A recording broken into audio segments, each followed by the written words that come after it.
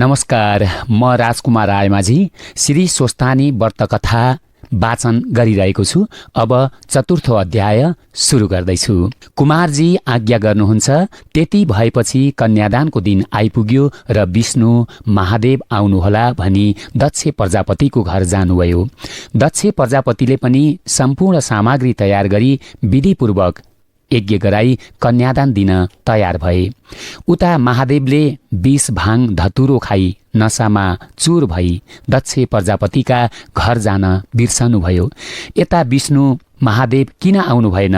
कन्यादानको बेला भइसक्यो, मेरो हातमा थाप्न पनि भएन, अब कसो गरौँ भनी चित्त आकुल गरिरहनु भएको थियो। केही बेरपछि उता शिवजीले कन्यादान दिने आजै हो, विष्णु जानुभयो होला, बेला पनि भयो होला, बर्बाद भयो क्यारे भन्ने सम्झेर वृद्ध सन्यासी बनी चाँडै नै दक्षका घर पुगेर भिक्षा माग्दै, हे विष्णु, मलाई भोक लागिरहेछ, भिक्षा नदिई कन्यादान लिए पनि दिए पनि शराब गरौँला भन्नुभयो। यति सन्यासी रूप महादेवबाट आज्ञा भएपछि विष्णुले, हे भिक्षुक, मेरो लगन बित्न लाग्यो, कन्यादान हुनसाथ तिमीलाई भिक्षा दिउँला, अहिले म बसेका ठाउँमा आएर बस भनी आफू बसेका सिंहासनमा सँगै बसाउनुभयो। शिवजी कस्ता बेलामा आइपुग्नुभयो भने बिरणीले सुनको कमण्डलुले जलको धारा दिई दक्ष प्रजापतिले सतीदेवीको हात समाती विष्णुका हातमा सुम्पन्न लागेको मौका थियो। त्यस्तो संयोग पर्यो र विष्णुले आफ्ना मायाले छोपी दक्ष प्रजापतिको आँखा छली सतीदेवीको हात सन्यासी रूप महादेवका हातमा पारिदिनुभयो। अहो, कताको कता पर्यो, कता ताकेको कहाँ पुग्यो? दक्ष प्रजापतिले बडो विषाद गरी भने, हे विष्णु, तिमी कपटी रहेछौ, तिम्रो विश्वासमा पर्दा मेरी सतीदेवी यस्ता कुरूपका हातमा परी। यति दक्ष प्रजापतिले भनेको विष्णुले सुनेको नसुनै गरी चुपचाप महादेवसँग विदा भई वैकुण्ठ जानुभयो। विष्णु गएपछि दक्ष प्रजापतिले सतीदेवीसँग भने, हे पुत्री, कपटी विष्णुले गर्दा आज यस्तो पर्न गयो, के गर्छेस्?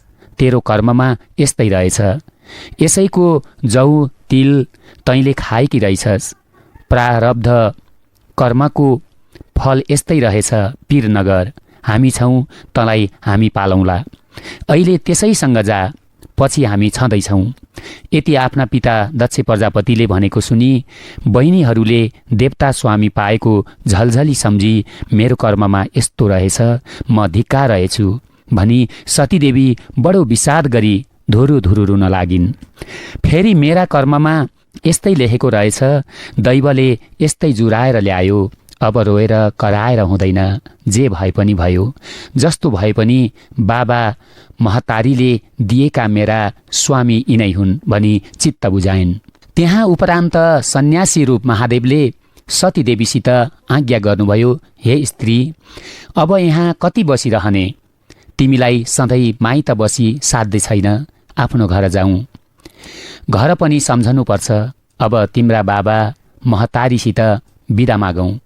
यति आफ्ना स्वामीले आज्ञा गरेको सुनि सतीदेवीले हवस् भनी दक्ष प्रजापति र बिरणीसित गई, हे माता पिता, म बिदा पाए घर जाने थिएँ भनी बिदा मागिन्।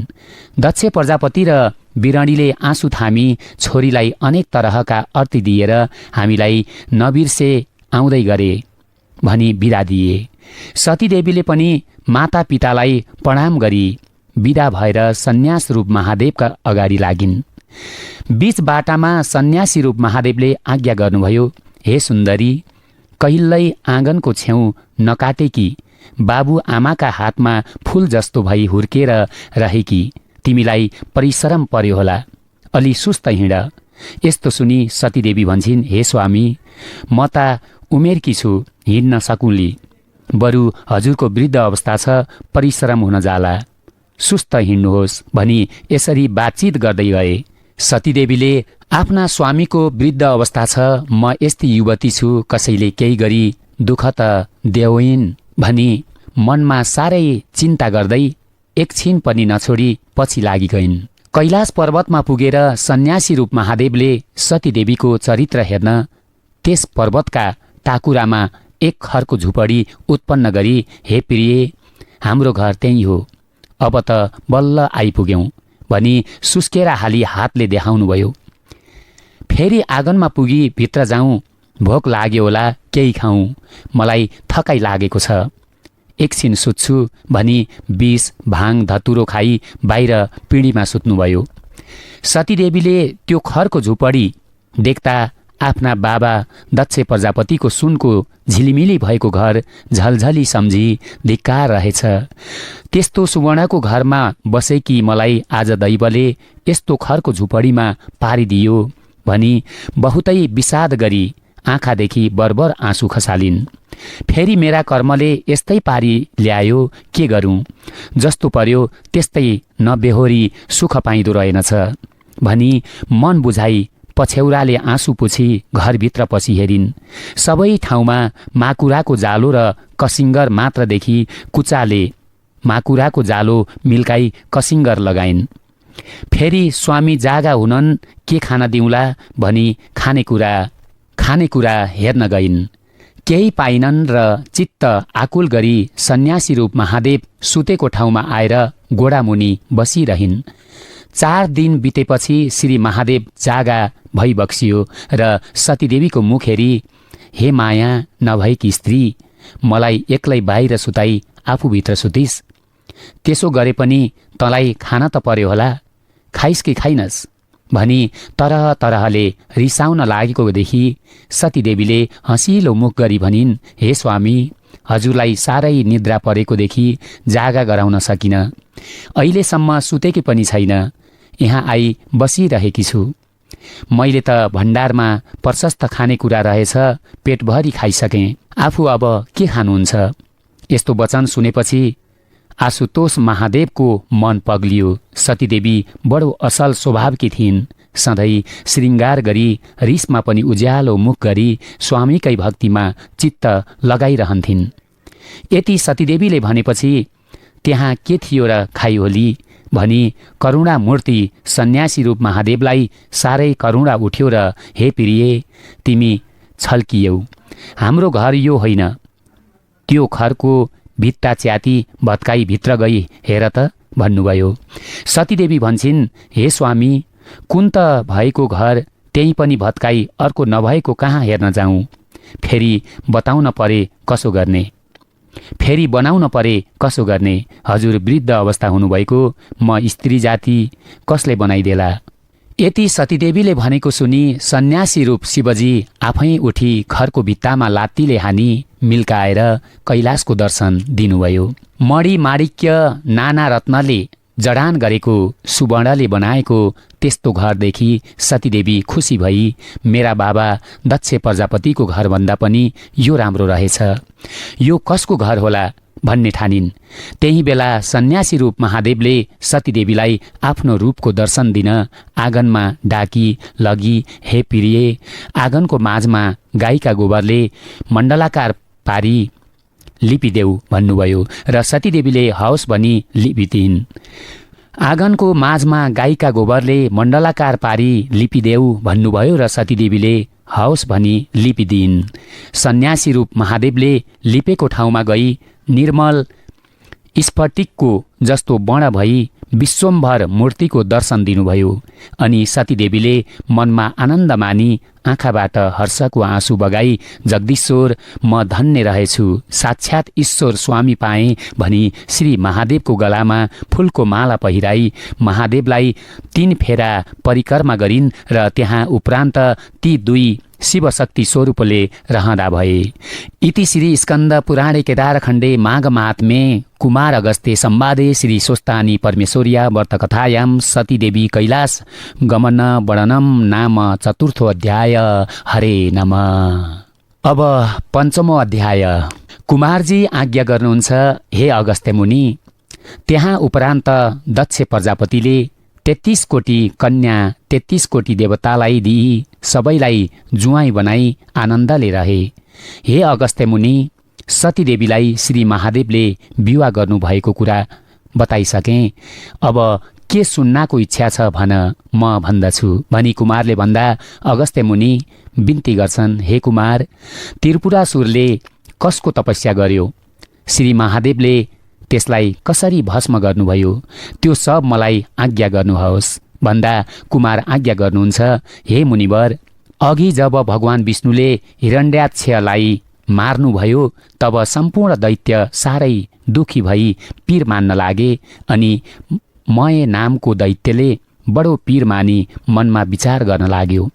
कामदेव नहुँदा जस्ती रति थिइन् त्यस्तै त्यो दैत्यको राजा मय पनि भयो अनि मनमा के सुर चढ्यो र अरू दुई दैत्य तारकाक्ष र विद्युत प्रभ नाउ गरेका आफ्ना साथीका साथ त्यो मय अघोरको तपस्या गर्न लाग्यो। दैत्य पुष माघको जाडोभरि हिमालयमा गई बस्दथ्यो। जेठ वैशाखका टन्टलापुर घाममा पञ्चाङ्गनी तापी तपस्या गर्दथ्यो। मुसलधारे पानीमा बिना छप्पर चौरमा बसी तपस्या गर्दथे। यस्तै तरहले तपस्या गर्दा गर्दा तिनीहरूले दिव्य 10,000 वर्ष बिताए। ती दैत्यका जिउमा केवल छाला र हाड मात्र बाँकी थिए। फेरि ठूला सुखदेखि पनि ठगिए, तैपनि तिनीहरू सूर्य समान तेजस्वी देखिन लागे र तिनका तपस्यादेखि ब्रह्माजी प्रत्यक्ष भएर भन्न लाग्नुभयो, हे दैत्य हो, तिमीहरू दैत्यमा श्रेष्ठ छौ। तिमीहरूको मनमा जे इच्छा छ त्यो वर माग, म दिन्छु। यस्तो सुनेर तिनीहरूले ब्रह्माजीलाई साष्टाङ्ग दण्डवत प्रणाम गरी खाली घुँडाले मात्र भूमिमा टेकी हात जोडी बिन्ती गरे, हे ब्रह्माजी, हजुर हामीदेखि प्रसन्न हुनुहुन्छ भने हामीलाई औद्धत्य कसैले मार्न नसक्ने वरदान दिनुहोस्। हाम्रो बल पराक्रम पनि ठुलो होस्। फेरि विमान समान जुन म सुन्दर 3वटा पुर सहर बनाउनेछु, त्यसमा मानिसहरू जान नसकुन्। कसै गरे पनि हाम्रो मृत्यु नहोस्। हामी ठुला बलवान पराक्रमी हौँ। यस्तो वर दिनुहोस्। यसरी वरदान मागेको सुनि ब्रह्माजी आज्ञा गर्नुहुन्छ, हे दानव श्रेष्ठ, त्यस्तो औद्धत्य कसैले मार्न नसक्ने वर दिन म सक्दिनँ। कसै गरे पनि नमर्ने वर छोडी अर्को वर माग, म दिन सक्छु, त्यसमा फरक नमान। यसरी ब्रह्माजीबाट आज्ञा भएको सुनि मय दैत्य फेरि भन्दछ, हे प्रभु, अघि मैले बिन्ती गरेँ जति कुरा सबै होस्, मृत्युको हकलाई ती मैले बनाएका पुर 3वटा एकै ठाउँमा रहनेछन्।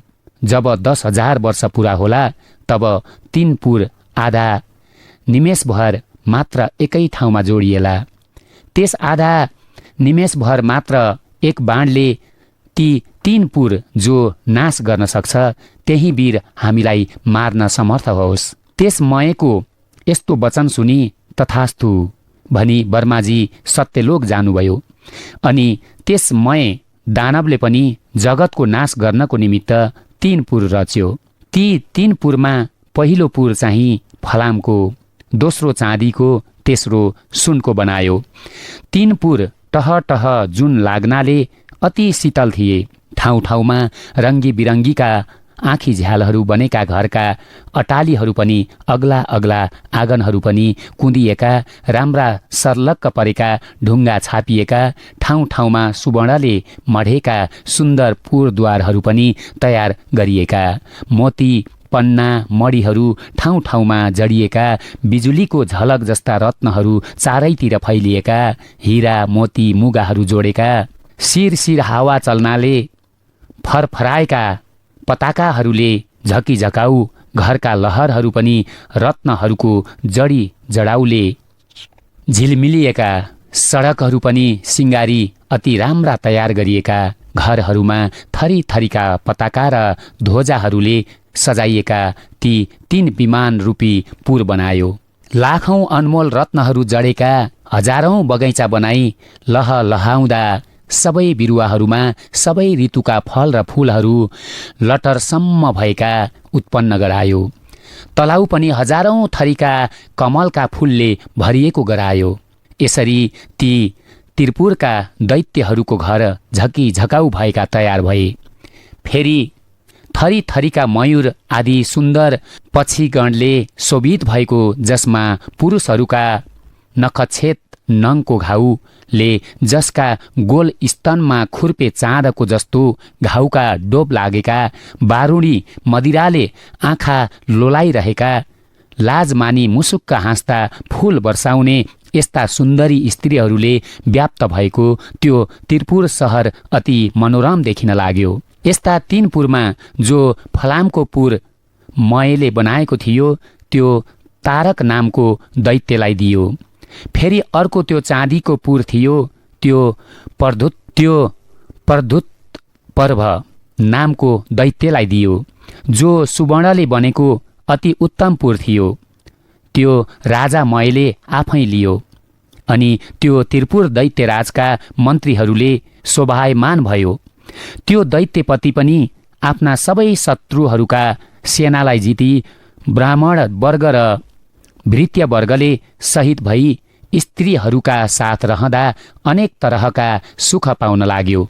तिनै लोकको आनन्द लुटेर खुब गम्कदै सम्पूर्ण देवताहरूलाई जितिलियौँ भनी उनीहरूलाई मार्न लागे। उनका बगैँचाका वृक्ष बिरुवाहरू जरै समेत उखेल्न लागे। यस्ता तरहले देवताहरूलाई दुःख दिँदा दिँदा धेरै काल बित्यो। तब तिनीहरूसँग इन्द्रादि देवताहरू खुब रिसाएर बर्माजी कहाँ गई ती दैत्यहरूको सम्पूर्ण उपद्रो विस्तार गरे। तब बर्माजीले सबै देवताहरूलाई शान्त गराई आज्ञा गर्नुभयो, हे देवता हो, त्रिपुरासुर दैत्यहरू बडा बलवान छन्। तिमीहरू तिनको नाश गर्न सक्दैनौ। तस्मात् नारायण आदि हामी सबै देवता महादेवका शरणमा जाउँ। उनै महादेवले हाम्रा गति छन्। उनै महादेव हामीहरूका शत्रु दैत्यहरूको नाश गर्नेछन्। यस्तो ब्रह्माजीको आज्ञा सुनि हवस् भनी सूर्य, इन्द्र, वायु, अग्नि आदि सबैले ब्रह्माजीलाई साथ लिई कैलाश गएर श्री महादेवको दर्शन गरी अनेक तरहसँग स्तुति गर्न लागे। हे त्रिलोकेश, हे पिनाकधारिन, हे चन्द्रमौले, हे अमित पराक्रमिन, तपाईलाई कोटि कोटि नमस्कार छ। अति तीखो धार भएको बन्चरो लिने, त्रिशूलधारी नन्दीलाई वरदान दिने, जगतलाई शरण दिने, देवताका पनि देवता, यस्ता तपाईलाई कोटि कोटि नमस्कार छ। सधैँ प्रसन्न भई वरदान दिने, पर्वतका मालिक, हिमालयमा बस्ने हे कैलाशवासिन, यस्ता तपाईलाई कोटि कोटि नमस्कार छ। योगीहरूले ध्यान गरिएका सधैँ धर्ममा रहेका, दिशा नै वस्त्र भएका, भक्तलाई वर दिने, जगतको सम्पत्ति तुच्छ मान्ने, जगतका दाता विधाता, यस्ता तपाईलाई कोटि कोटि नमस्कार छ। पर भन्दा पनि झन पर परमात्मा परमेश्वर तपाईलाई कोटि कोटि नमस्कार छ। चन्द्र, सूर्य, इन्द्र, अग्नि, ब्रह्मादि देवताको पनि पालन र सृष्टि गर्ने यस्ता तपाईलाई कोटि कोटि नमस्कार छ। चन्द्र, सूर्य, वायु, अग्नि, जल, आकाश यिनको रचना गर्ने यस्ता तपाईलाई कोटि कोटि नमस्कार छ। हे पुरुषोत्तम, हे सौम्य, हे वपुष्मन, हे महादेव, सब जगतको सृष्टि स्थिति संहार गर्ने यस्ता तपाईलाई कोटि कोटि नमस्कार छ। यज्ञ उत्पन्न गर्ने हे नीलकण्ठ, हे शिखण्डी, तपाईलाई कोटि कोटि नमस्कार छ।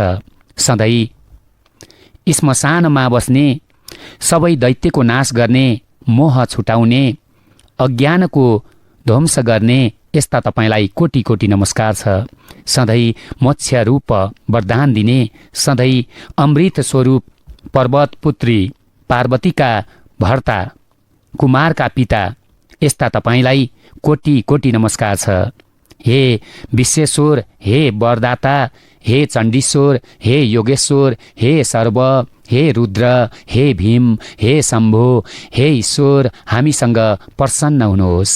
यसरी देवताहरूले स्तुति गरेको सुनि प्रसन्न भई तिनको इच्छा बुझेर श्री महादेवले आज्ञा गर्नुभयो, हे देवता हो, जो वर माग्छौ माग, मबाट नपाइएला भन्ने केही पनि छैन। म सबै कुरा दिन्छु। लोकमा मैले दिन नसक्ने कुरा केही छैन। यस्तो आज्ञा भएपछि सम्पूर्ण देवताहरू बिन्ती गर्दछन्, हे प्रभु, ब्रह्माजीको वरदानले उम्लेका मय आदि दैत्यगणले हाम्रा उर्वशी आदि अप्सराहरूलाई बल जफत गरी लुटे। सबै बगैँचाका उत्तम उत्तम बिरुवाहरू पनि लुटी बगैँचा लथालिङ्ग भताभुङ्ग पारे, हामीलाई दुःख दिन्छन्। हे भगवान, ती दैत्यलाई मार्न ब्रह्माको पनि तागत छैन, विष्णुको पनि खुबी छैन। हे करुणामय, अब कसो गर्ने? यसरी महादेवले देवताहरूलाई भन्नुभयो, हे देवता हो, तिमीहरूले मेरो 11औं अंश धारण गरी रुद्र तेजोमय रूप भई दानवहरूलाई नष्ट गर्नुहोस्। यति शिवजीले आज्ञा भएपछि देवताहरू फेरि बिन्ती गर्छन्, हे भगवान, हामी हजुरका तेजको सहरसांशको 1 अंश 1000 भागको 1 भाग पनि धारण गर्न सक्दैनौ। माहेश्वर तेज धारण गर्न त के कुरा, हेर्ने पनि हाम्रो सामर्थ्य छैन। हे भगवान, हामी उप प्रसन्न हुनुहोस्। हामीले केही गरे पनि दैत्यलाई जित्न सक्दैनौ। हे भगवान, आफैले त्रिपुरासुरलाई मारी बक्सनुहोस्। तिनलाई ब्रह्माजीबाट वरदान मिलेको छ कि दिव्य 10,000 वर्ष बितेपछि मात्र ती 3 पुरको आधा निमेषसम्म भेट हुनेछ। त्यति आधा निमेषभित्र एक बाणले त्यो त्रिपुण जसले भस्म गर्ला, त्यसैबाट तिमीहरूको मरण हुनेछ। यस्तो वर पाएका दैत्यहरूको नाश गर्न हाम्रो सामर्थ्य छैन। हे प्रभु, हामी उप प्रसन्न हुनुहोस्। त्यस त्रिपुरासुरको नाश गरिबक्सनुहोस्। यसरी अनेक स्तुति गर्ने खिन्न चित्त भएका देवताहरूलाई आश्वासन गरी महादेवबाट आज्ञा भयो, हे देवता हो, यदि त्रिपुरा त्यस्तो दुर्भेद्य छ भने तपाईहरूका निमित्त म आफै एक बाणले ती 3 पुर भस्म गरिदिनेछु। त्यो त्रिपुरासुरको नाश रथमा बसेर गर्नुपर्नेछ। त्यस बखत दैत्यले रक्षा गरिएको त्यो त्रिपुरासित लड्दा मेरो बल थामी नसक्नुहुनेछ। यस उसले हिमालय पर्वत जस्तै बलियो रथ तयार गराउनुहोस्। यो सुनेर सबै देवता खुसी भई हवस् भनी महादेवलाई नमस्कार गरी खुसी भए। हे मुनि श्रेष्ठ, महादेवका निमित्त विश्वकर्माले सम्पूर्ण देवताले युक्त भएको सुवर्णमय रथ तयार गरे। त्यस रथको दायाँ चक्र पाङ्ग्रो सूर्य भए, बायाँ तर्फको चक्र चन्द्रमा भए। दायाँ चक्रमा 12 सूर्यभूषण गहना बनाइए। बायाँ चक्रमा 16 सकला 27 नक्षत्र भूषण गराए। 6 ऋतु पनि रथको दायाँ बायाँतिर राखिए। त्यस रथको गजुर आकाश बनाइयो। पाङ्ग्रो अड्याउने दण्ड मन्दर पर्वतको बनाइयो। अस्ताचल र उदयाचल यी 2 पर्वत पाङ्ग्राका चुकुल गराइए। अयन उत्तर दक्षिण दिशा भए। संवत्सर रथको बेग भयो। 4 समुद्र रथका 4 कुण्डलीका भए। गङ्गादी सबै तीर्थहरू रङ्गी बिरङ्गीका गहना कपडाले ठाँटिएर स्त्री रूप भएर हातमा चरम लिई त्यस रथमा रहे। लगाम पक्री हाँक्ने सारथी बर्मा भए। बर्मा स्वरूप ओमकारको कोर्रा बनाए। विन्ध्य पर्वतको छाता बनाए। चित्र कुटाचल उसका पार्श्वदण्ड बनाइयो। सुमेरु पर्वतको धनु बनाए। शेषनाग धनुको ताँदो भए। सरस्वती देवी घण्टा भइन्। साक्षात नारायण भगवान विष्णु अग्निबाणको टुप्पो भए। 4 वेद रथका 4 घोडा भए। तारागणहरू घोडाका गहना भए। यसरी त्यो धनु बाणले सहित भएको रथ तयार भएपछि भगवान शङ्कर पृथ्वी र आकाश कम्पाउँदै त्यसमा चढ्नुभयो। उहाँपछि शिवका नन्दी, शङ्कुकर्ण, चण्डेश्वर, गणेश्वर, योगाक्षी सबै पार्षद त्रिशूल पट्टिस हातमा लिएका थरी थरीका अस्त्र शस्त्र चलाउन जानेका थरी थरीका शङ्ख भेरी मृदङ्ग बजाउँदै महादेवका उप चित्र विचित्रका पुष्पहरूको वर्षा गर्न लागे। त्यो तेज थाम्न नसकी सबै देवताहरू लट्ठिए। महादेवले देवताहरू त्यसरी लट्ठिएको जानी आफ्नो तेज खिची केही शान्त पार्नुभयो र देवताहरूले त्यो तेज अलि थाम्न सके। उहाँपछि हे मुनि श्रेष्ठ, उसै बेला नारदजीले दैत्यहरू कहाँ गई भने महादेव देवताहरूका स्तुतिदेखि प्रसन्न भई तिमीहरूलाई मार्न भनी आउन लागे। अब तिमीहरूको जस्तो इच्छा हुन्छ सोही गर, नत्र तिमीहरूको सत्यनाश हुनेछ।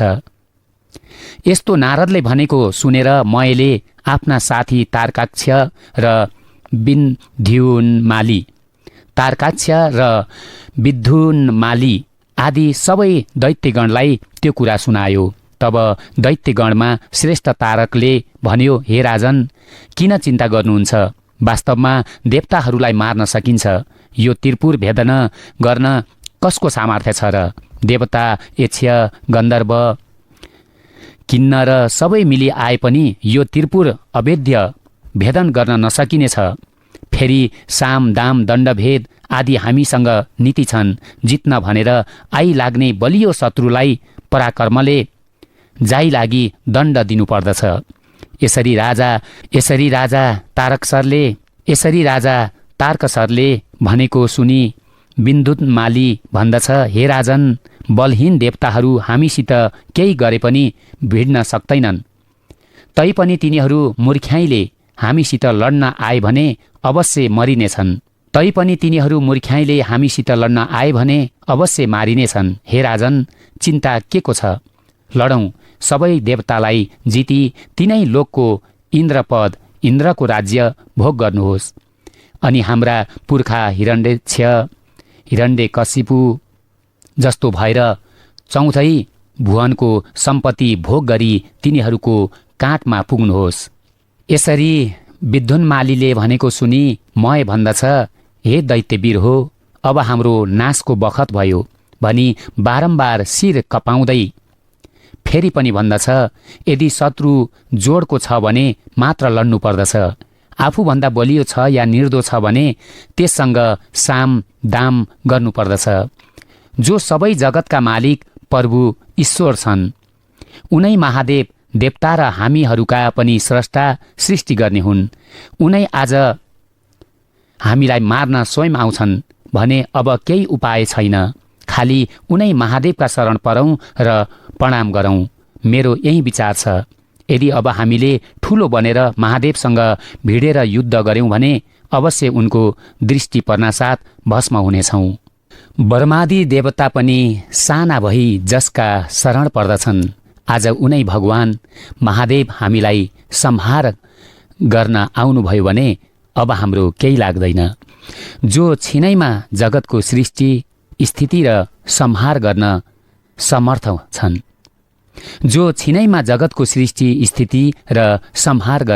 समर्थ छन्, जो मुक्तिदाता हुन्, उस्ता श्री महादेवसँग हामीहरू कसरी भिड्न सकौँला? हाम्रा विधिहीन तपस्याले के हुन्छ र? त्यसमा पनि तिमीहरूले कति समयसम्म भोग गर्यौ? यस उसले म भन्दछु, हे भाइ हो, तिमीहरू सबैलाई कालले कुतकुत्याएको छ र युद्ध गर्न भनी तम्सिएका छौ। यस्तो मयले भनेको सुनि नारदले दैत्यको संहार गर्ने चलाकी गरेर भने, महाराज, अब तिम्रो तपस्याको प्रभाव सिद्धियो, ऐश्वर्यको भोग समाप्त भयो। सिद्धिनु त यसै पनि छ भने लडाइँमा अघि नसरी नपुंसकले झैँ तिनै शिवबाट मोक्ष त पाउँला। यदि महादेवका हातबाट मर्यौ भने उनका परमथ गणका अधिपति हुनेछौ। शरण पर्यौ भने पनि देवताको हितका निमित्त महादेवले तिमीहरूलाई नमारी छाड्ने छैनन्। फेरि यस्ता दैत्यको राजा भएर पनि काँतरमा गर्दछौ। काँतरदेखि शिवजी प्रसन्न हुनुहुन्न, सुरदेखि मात्र प्रसन्न हुनुहुन्छ। किन नलड्नु? लड, केही गरी जित्यौ भने तिनै लोकको राज्य पनि भोग गरौला। यसरी नारद ऋषिले भनेको सुनि तारकाक्ष र विद्युन्माली दैत्यहरू भन्न लागे, ठिक हो महाराज, नारदजीबाट जो आज्ञा भयो त्यो बहुत ठिक छ। मैले पनि तिनको वचन सुनि अब यिनीहरूको नाश हुने बखत भएछ भन्ने जानी नारदजीबाट आज्ञा भएको साह्रै असल हो भन्यो। मयका यस्ता वचन सुनि नारद पनि बहुतै खुसी भए। मायाले ढाकेर सबै दैत्यलाई लडाईँ गर्नमै तत्पर गराई नारद महादेव कहाँ गए। ती दैत्यहरू पनि युद्धको निश्चय गरेर कहिले लड्न पाउला भनी थरी थरीका शस्त्र अस्त्र भिरेर तयार भए। तारकाक्ष, बाणसुर, विन्धुन्माली आदि सबै दैत्यराजहरू युद्ध गर्न निश्चय गरी राजाका अगाडि आएर थरी थरीका बाजा बजाई सिंहनाद गर्न लागे। दैत्यका सेनाहरू पनि दैत्यले नै हेर्दा पनि डरलाग्दा देखिए। औँलाले देखाउँदै ऊ रथ आयो। लौ हेर, ऊ रथको ध्वजा देखियो। यसरी आफू आफूमा भन्न लागे, डरभर केही नमानी लाल लाल मुख गरी थरी थरीका शस्त्र अस्त्र लिई लडाईँको निश्चय गरी जस्तै पुतली बत्तीमा होमिन पुग्दछ त्यस्तै ती काल प्रेरितसँग कालले कुतकुत्याएका तिरपुरवासी दैत्यहरू शिवजीको रथ कहिले आइपुग्छ भनी हेर्न लागे। उता पश्चिम सागरका शिरोभागमा रहेको रङ्गी बिरङ्गीको पताका फरफराइरहेको सुमेरु पर्वत जस्तै तिरपुर देखिन लाग्यो। नन्दीश्वर आदि गणहरूले सिंहनाद गर्न लागे। यताबाट दानवहरू पनि युद्धका लागि निस्के। चण्डेश्वर झलमलाउँदो बन्चरो हातमा लिएर मुख बाई प्रथमादि गणका अगाडि रहे। फेरि देदीप्यमान त्रिशूल हातमा लिएर शिवजीकै जस्तो पराक्रम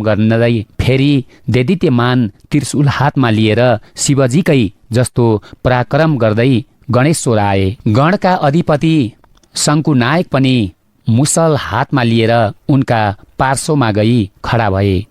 नन्दी, भिरिङ्गी, वीरभद्र आदि सबै गण वज्र, त्रिशूल, गदा, परिघ लिएर युद्धका निमित्त अघि सरे। दैत्यगण पनि महादेवको रथ आएको देखि युद्ध गर्न भनी थरी थरीका हतियार हातमा लिई निस्केर गणहरूसँग साह्रै क्रुद्ध भई रिसले युद्ध गर्न लागे। तब महादेवले अब यति भएपछि त्रिपुर डढिसक्यो भन्ने सम्झी हाँस्दै लड्न तयार भएर ठुलो सिंहनाद गरी युद्ध गर्न लाग्नुभयो। नन्दी पनि महाबली दैत्यगणसँग युद्ध गर्न लागे। भिरिङ्गीले पनि 10 बाण छोडी विद्युत पर्वलाई भेदन गरे। फेरि लाल लाल आँखा गरी शिलाले ठोक्दा पनि त्यसलाई केही भएन। भिरिङ्गी र रीतिले त्यसको पिठ्यौँमा प्रहार गरे। तब त्यसले पनि हुङ्कार गर्दा भिरिङ्गी र रीति त्यहाँबाट भागे। जब त्यस दैत्यराजले तिनीहरूलाई जितेथ्यो तब गणनायक गणेशका मर्ममा घाउ गरायो। तब गणेशजी खुब रिसाएर आफ्नो सुँड पसारी त्यसका गर्दनमा बेरी परक्क निमोठी मत्ता हात्तीले कमलको फूल सुँडले बेरी तलाउबाट उखेली फ्याँके झैँ गरी विद्युत पर्वको शिर उखेली फ्याँकिदिनुभयो। शरीरबाट छुट्टिएको त्यो शिर तलाउबाट छुट्टिएर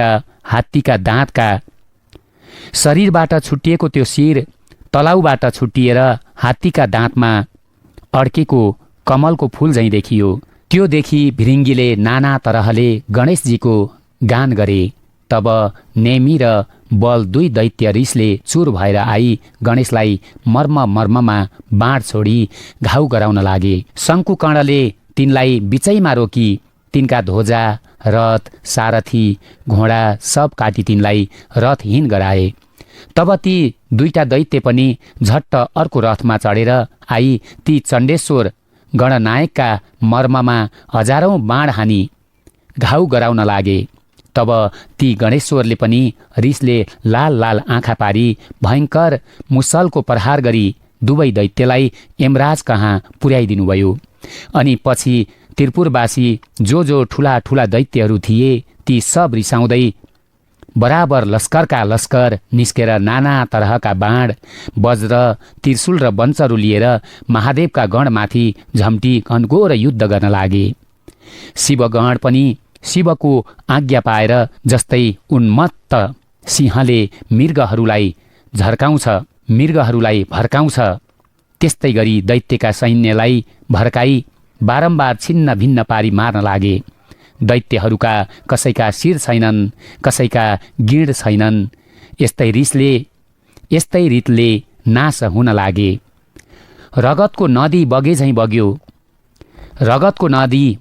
भयो। हावाले छिन्न भिन्न भएको मेघ झैँ र वज्रको तोडले चकनाचुर भएका पर्वतहरूका टाकुरा झैँ गिर्दै सब दैत्यहरू पश्चिम समुद्रमा गिर्न लागे। जब नेमी र बल नामक दैत्यलाई शङ्कुकर्णले मारे भन्ने दैत्यहरूले सुने, तब रिसले चुर भएर तारक नाउको दैत्यले पुरदेखि निस्की गणनायकहरूमाथि झम्ट्यो र तरह तरहसित बाण वर्षा गर्यो। तब गणनायक शङ्खकुण्डले पनि त्यस महाबली दैत्यका शिरमा प्रहार गरी सिंहनाद गरे। जब त्यो दैत्य केही गिर्ला भने जस्तो भयो, तब झन् त्यस दैत्यलाई भालाले प्रहार गरे। अनि त्यो तारक दैत्यले पनि रिसले जुर्मुराउँदै उठेर चक्र प्रहार गर्यो। गणेश्वर शङ्कुकर्णले पनि मुड्कीले नै खुब पीडा पर्ने गरी त्यसलाई हाने। शङ्कुकर्णको मुड्की खाएपछि त्यो मुर्छा परी भूमिमा गिरियो र हतियारहरू छाडी त्यो दैत्य चोट खप्न नसकी मृत्युमा परिणत भयो। यसरी त्यसलाई गिरेको देखि दानवहरूले उठाई मयका दरबारमा लिएर आई सारा हाल बताई विलाप गर्न लागे। तब ती रुन लागेका दैत्यहरूलाई सम्झाई बुझाई मयले भन्यो, मेरो घरमा अमृतको कुण्ड छ, त्यसैमा दैत्यहरूलाई चोबी बचाऊ। ती दैत्यहरूले हवस् भनी प्रसन्न भएर अमृतमा चोबी तारकासुरलाई जियाई मरेका अरू दैत्यलाई पनि बचाइदिए भनी खुसी भएर मयलाई शिर नुहाई प्रणाम गरे। तब त्यो तारकाक्ष फेरि तुरुन्तै सङ्ग्राम भूमिमा आएको देखि ब्रह्माजीले भन्न लाग्नुभयो, हे महादेव, त्यो दैत्य अघि मरेको थियो, अहिले फेरि बाँचेर आएछ। मयका घरमा अमृत छ, त्यसैले दैत्यहरूलाई बचाउँछ। हे शम्भो, यसको घरमा अमृत छाउन्जेल मरेका दैत्यहरूलाई बराबर जियाउनेछ। उसले बाण प्रहार गरेर त्यो अमृत सोसी लिनुहोस्। यस्तो सुनि श्री महादेवले बाण प्रहार गरी अमृत सोसी लिनुभयो र त्यो देखि ब्रह्माजी बिन्ती गर्नुहुन्छ, हे देवेश, अब यो बाण चाँडै छोड्नु, भए शत्रु नाश होलान्। यी त्रिपुर आधा निमेषभर जोडिएर फेरि अलग हुनेछन्। यसै बेला बाण प्रहार गर्नुहोस्। यी पुर जोडी अलग भएपछि फेरि बाण प्रहार गरे पनि केही हुने छैन। हे भगवान, यदि मेरो बिन्ती लाग्छ भने बाण प्रहार गर्नुहोस् र यो त्रिपुरको नाश गर्नुहोस्। यस्तो ब्रह्माजीले भनेको सुनि श्री महादेवले लौ हुन्छ भनी त्यो उग्र बाण धनुमा चढाई धनु तलमाथि झुकाउनुभयो। दिव्य 10,000 वर्ष पुगेपछि आधा निमेष मात्र त्यो त्रिपुर के जोडिएको मात्र थियो। महादेवले आफ्ना योग बलले त्यस बखत सारा जगत निश्चल गराउनुभयो र उहाँपछि त्यो नारायण रूपी बाण प्रहार गरिहाल्नुभयो। त्यो बाण महादेवले प्रहार गर्न साथ त्रिपुरका घरहरू चारैतिर डढ्न लागे। आम्मैनी बाबैनी अब लौ मरियो मरेनी यस्तो चिच्याएको मात्र सुनिन लाग्यो। तब महादेवले नन्दीलाई डाकी अर्याउनुभयो, हे नन्दी, तिमी चाँडो गई अग्निलाई भन, त्यो मय मेरो भक्त हो, त्यसलाई नडराउनु। महादेवको यस्तो आज्ञा सुनि आफ्ना तपोबलले वायुतुल्य भई बाणभन्दा पनि चाँडो गई नन्दीजी मयको घर पुगे। उहाँ गई देखे मय दैत्य शिवलिङ्ग अगाडि राखी शिवको ध्यान गरी बसिरहेको रहेछ। तब नन्दीले बोलाएर तिमीलाई अग्निले जलाउने छैनन् भने र मयले गणलाई नमस्कार गर्यो। उसै बेला अग्नि पनि त्यहाँ आइपुगेर अग्निलाई महादेवको आज्ञा सुनाइदिए।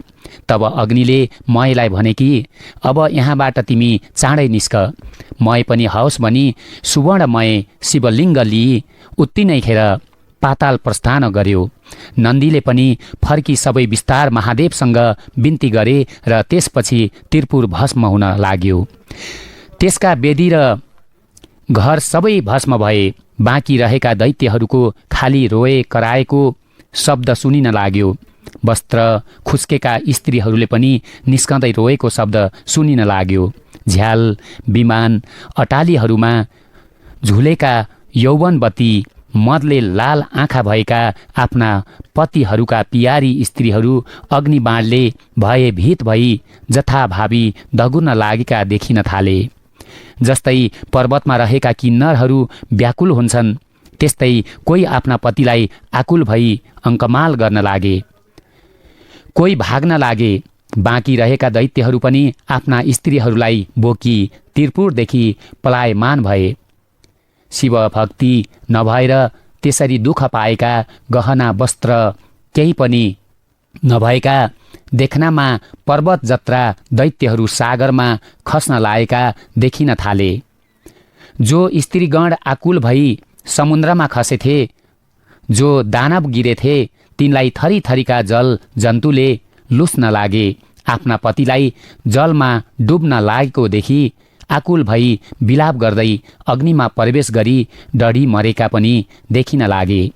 रतिका अन्त्यमा थकित भएका फेरि कामले गरी प्रियाका साथमा जाउँ भन्ने इच्छा गर्ने दैत्यहरू भार्याले सहित भई डढी धेरै भस्म भए। कोही समुद्रमा डुबी जल जन्तुका आहार भए, कोही त्यसै पिल्सी प्राणहीन भएर मरे। यसरी विष्णु अग्नि र सोममय बाणले त्रिपुरको भस्म गराइदियो र यसरी विष्णु अग्नि र सोममय बाणले त्रिपुरको भस्म गराइदियो र त्यो सबै त्रिपुर सागरमा डुबाई फेरि त्यो बाण शिवजीका हातमा आइपुग्यो।